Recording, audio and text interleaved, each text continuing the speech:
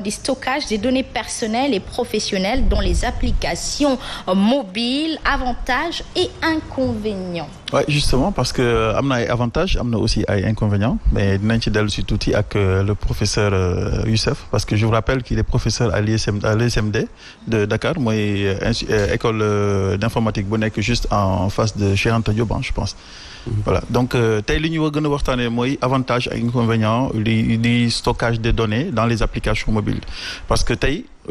comme ni ñu ko remarqué suñuy téléphone mobile moom la ñuy utiliser pour à titre personnel mais aussi à titre professionnel donc am na données yu bëri nga xam ne dañ koy stocké ci suñuy téléphone donc am na avantage parce que tey boo stocké say données yu bëri notamment say contacts et tes images di nga xam ne da ngay def ay stage ou bien des formations ak yooyu noonu yëpp ou bien des captures yoo xam ne c'est dans le cadre du travail da lay permettre doo ko perte mais aussi il y a des stockages yi nga xam ne wóorul parce que aujourd'hui avec l'insécurité c'est plus sûr de stocker des données dans des applications yoo xam ne souvent c'est pas souvent reconnu ou bien vérifié et dinañ ci waxtaan tuuti ak le docteur Youssef et mu wax ñu exactement lan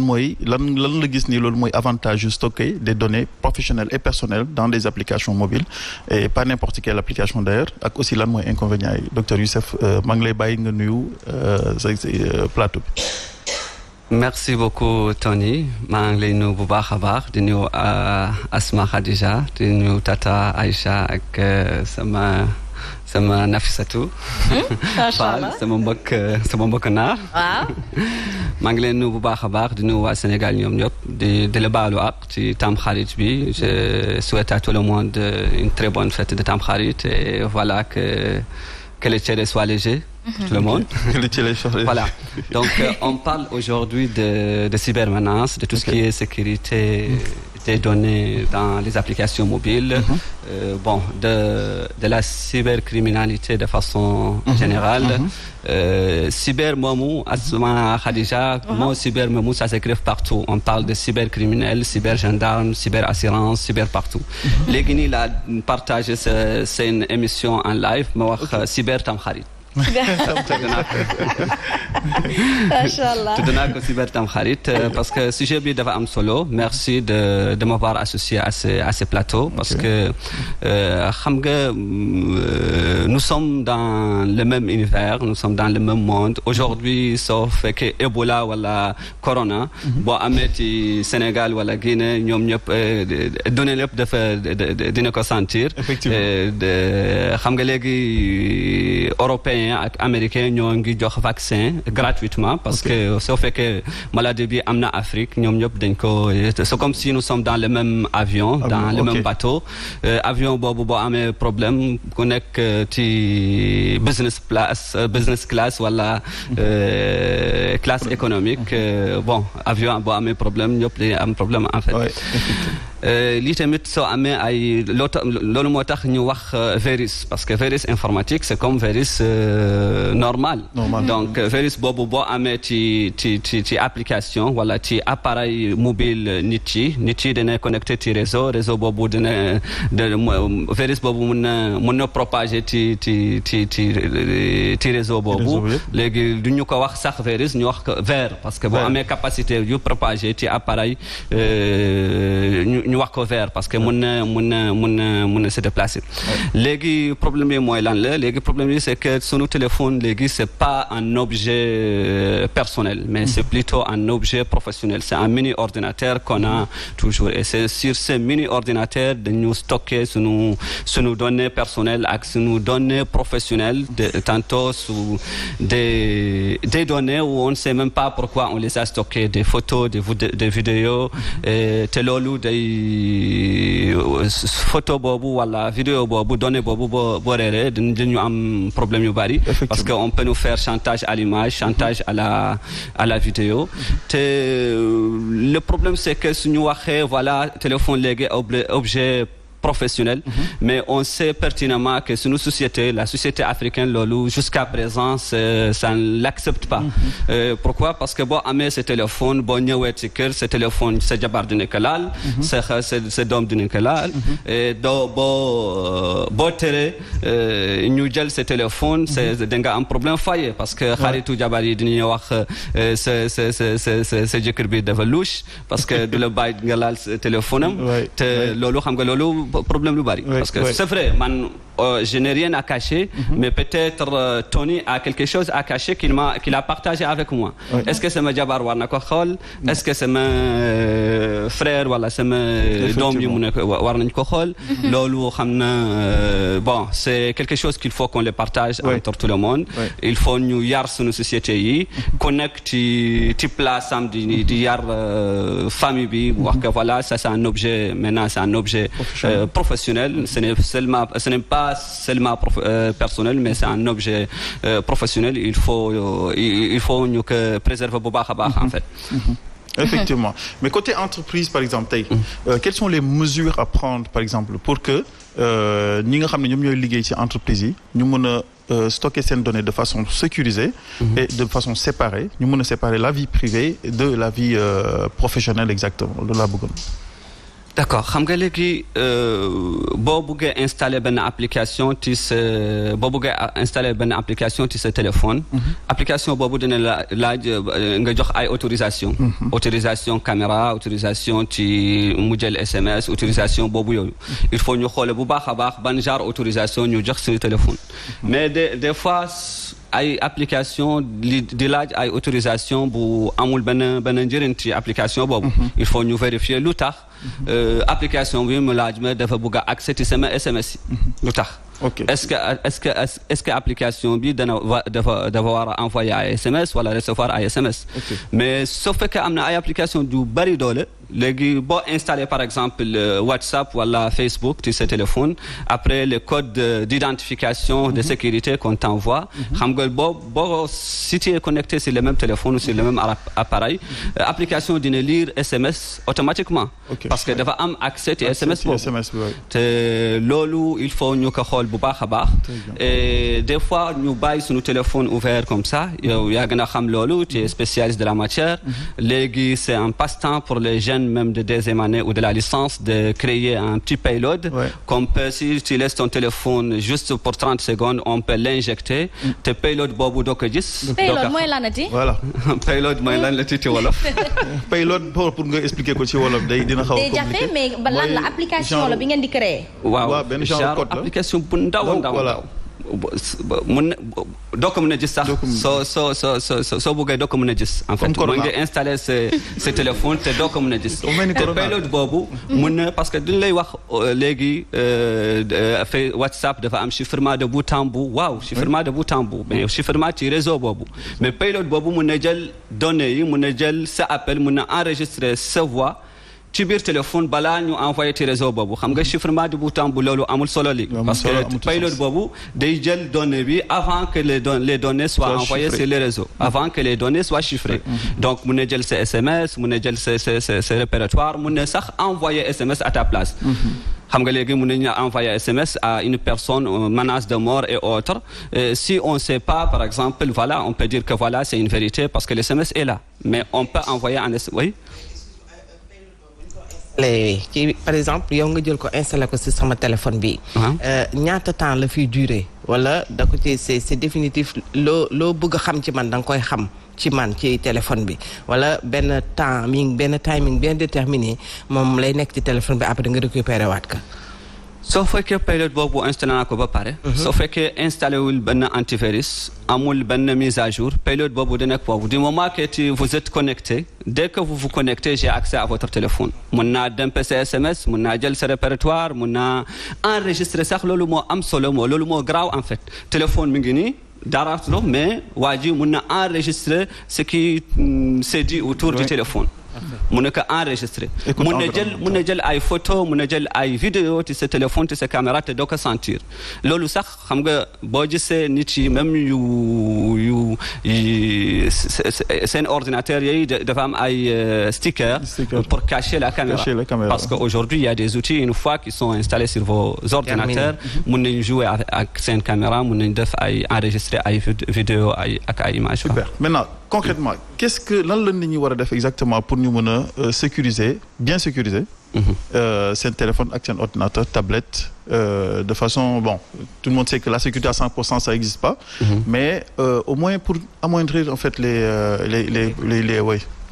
problèmes. Effectivement, la sécurité à 100% n'existe pas, mais ça ne veut pas dire qu'on va rester croiser les bras. Oui. Donc, il faut nous savoir ce qui tourne autour de nous.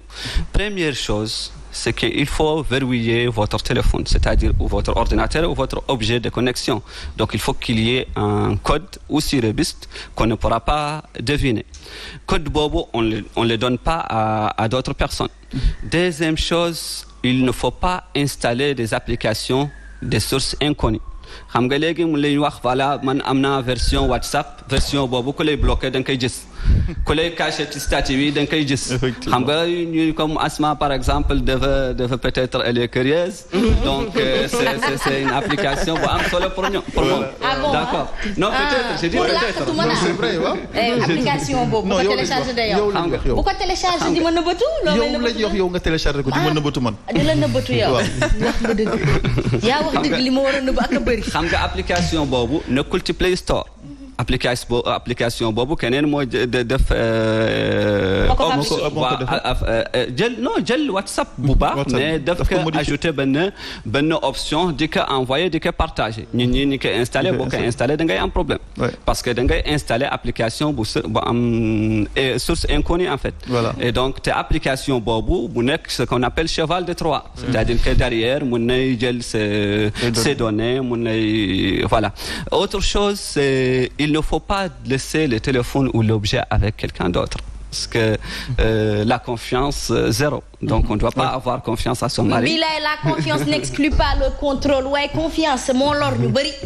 surtout dans les inconvénients à venir sur li nga xamante ni parce que day wax ci nasaraan xëy na ñi seetaan am ñoo xamante ni mën nañ ci loru te il faut ñu bamtu leen ko ci kàllaamay coach gis ngeen confiance kooku mënta jox portable ça veut dire portable c'est à porter donc nit ñi nañuy farlu ci téye seen téléphone yi bopp bu fekkee ni dañuy am na sax ay application yoo xamante ni da nga koy télécharger Play Store moo am code comme ni mu ko waxee nga dugal ci say yëf privé muy document di c'est pas que des photos donc nga jël ko dugal ko foofu garder ko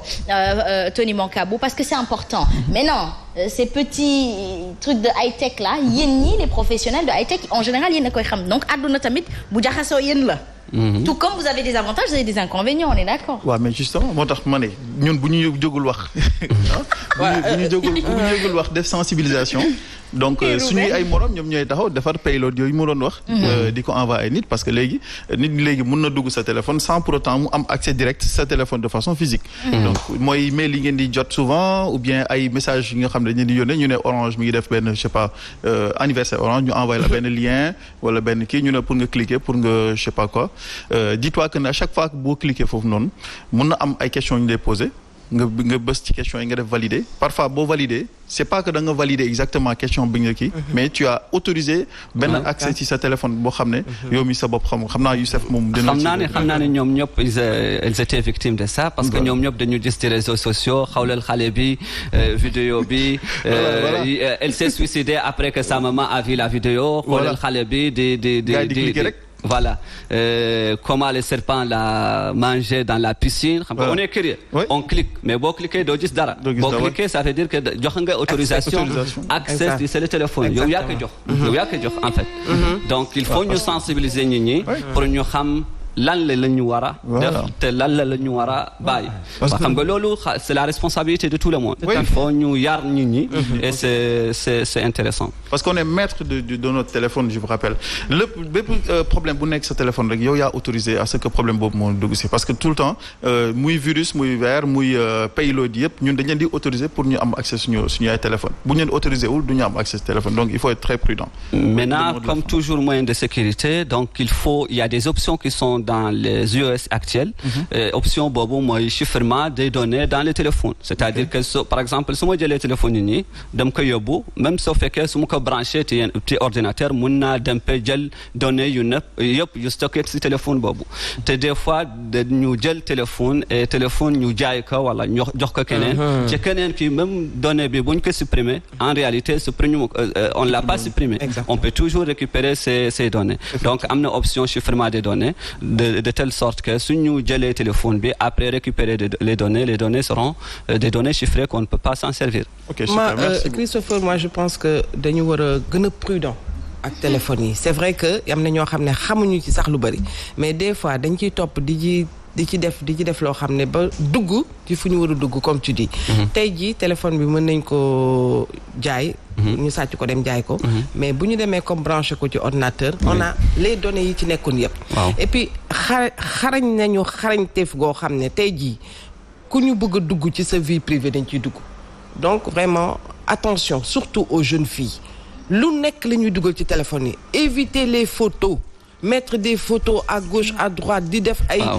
amul benn njëriñ. c'est terrible amul njëriñ. parce que am na yenn yoo xamante franchement la vie elle est privée jigéen da nga war a jalouse. ci sa vie privée. mais lépp nga jël ko tasaare ko ci téléphone bi. moo tax téléphone bi foo leen fekk ñu ngi koy scotché au téléphone. te loolu tamit baaxul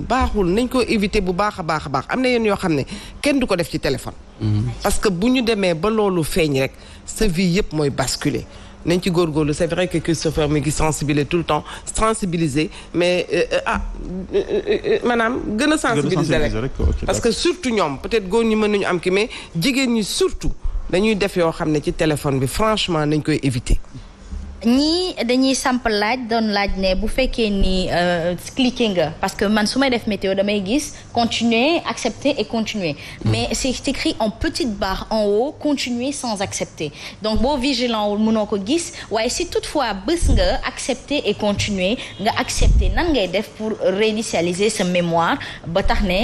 yooyu noonu duñ la sonal. loolu yooyu noonu mooy des fois c'est ce qu'on appelle les cookies. Si par exemple si c'est surtout pour la première visite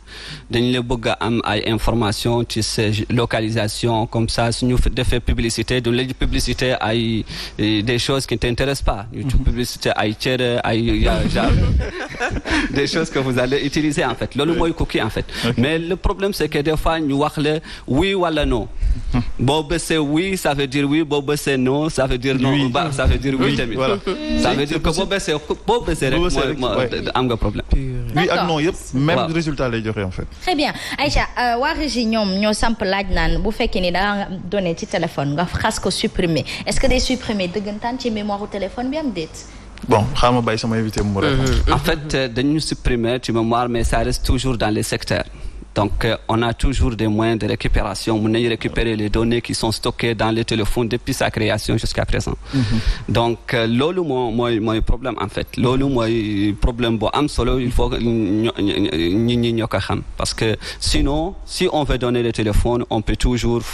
chiffrer les données de telle sorte que si ñu récupérer téléphone bi données bi c'est des données chiffrées. Mais moi j'invite à ne pas donner même le téléphone. Bon l'ordinateur on peut le donner parce que mën nañu arracher disque dur mais téléphone bi données bi dafa stocké ci biir voilà ci biir mémoire. Surtout actuellement avec le système de cloud oui. pour appuyer li muy wax parce que boo seetloo bu duggee biir Facebook da ngay gis story par exemple bi nga photo boo xam ne dugaloon nga ko story tey ji supposons il y a un an da ngay gis day feeñ ci sa fil d'actualité alors que sax photo boobu wala vidéo bi sax nekkatul sa téléphone effectivement donc day des ci mémoire cloud ou téléphone bi dañ lay wax même WhatsApp muy Facebook da ngay def benn statut ñu ne la par exemple 24 heures lay def après day supprimer automatiquement mais en fait c'est pas supprimé en fait day nekk ci seen serveur yi ñoom loolu moo tax tey ñu créé data center bi nekk fii comme au moins au lieu que ñi sauvegarder suñu ay données à l'extérieur ñu mun ko sauvegarder fii directement fii ci biir Sénégal il y a aussi le système de cloud nga xam ne mën nga am na application cloud yi nga xam ne nekk ci téléphone bi boo supprimer sa donnée ci biir téléphone ci stockage téléphone ci boppam mais moom déjà mi ngi ci cloud bi te cloud bi nekkul Sénégal c'est des Américains c'est des Chinois c'est ñu bëri ñi nga xam ne tey mun nga sax demander pour que ñu supprimer ces données déjà loolu c'est daf leen di xaw a jaaxal te dañ ko supprimer bu ñu envoyé le message yaakaar na dañ ko supprimer dañ koy denc au cas où bu amee problème avec la justice que justice Sénégal bu laajtee données bi ñoom dañ ko koy restaurer donc lépp li ngeen di stocké seen téléphone ak seen ordinateur yi jàppale ni voilà. xanaa nga jël kii nga sànni ko ci biir mais ça ne s'efface pas. Même quand on réinitialise le téléphone. Même quand on réinitialise le téléphone, même si on formate le téléphone. nga ne. En tout cas, merci beaucoup à vous, nos professionnels, surtout du high-tech, mais rawatina de la cybersécurité. baax na yile Christopher genre gan yi dafay baax ñu am leen. ndax xam nga tey di internet mi ngi yàq àddina. parce que juste nit ñi xamuñu lii di seen orientation utilisation yi dañuy ñëw kenn moment ni mu ko waxee sama genre dañuy toog bu ñu solee yére bi sax ne xaaral ma woon ko Nafissatou te peut-être. tubé bi la ñuy photo woon fekk torse nu la ñuy def ñu yónni photo boobu peut-être Nafissatou c'est quelqu'un de proche mais bu loolu naree desee ci mémoire téléphone bi ba faaw te ëllëg xamoo koy war a doon ni bu fekkee ni fës na wala nga dajeeg yàqkat boo xamante nag moom dafa ne rek yow sa carrière du tàkk mu ñëw jël ko jox ko saay-saay boo xamante ne ab saay-saay la bu la bëgg yàqal dañ lay mën a atteindre ñëpp amuñu tranquillité force psychique et psychologique pour justement faire face à cela am na ñëpp tamit suñu yaay yi lay gën a affecté en général yaay sax lu ci bëri xamuñu lu ñuy utiliser téléphone bi léegi li ma la wax rek moo ci nekk xam nga xale yi yàlla may la leen xarañteef boo xam ne lu la lañ même les petits enfants ñi soog a juddu dañu xam dañuy jël téléphone bi nekk ci di jouer donc loo xam ne la franchement nañ ci bàyyi xel bu baax a baax a baax xale yu jigéen ñi dañuy jël téléphone yi di ci def du n'importe quoi boobu nañ ko bàyyi parce que données yi ñu ci def duñu